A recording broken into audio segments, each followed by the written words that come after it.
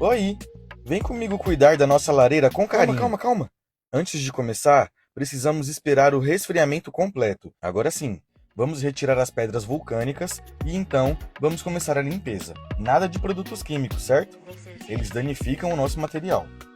Um pano seco e macio é tudo o que precisamos para essa missão. Ele vai ser o nosso aliado na tarefa de deixar a lareira impecável de novo. Se as pedras estiverem desgastadas, a solução ideal é realizar a troca por pedras novinhas em folha, combinado?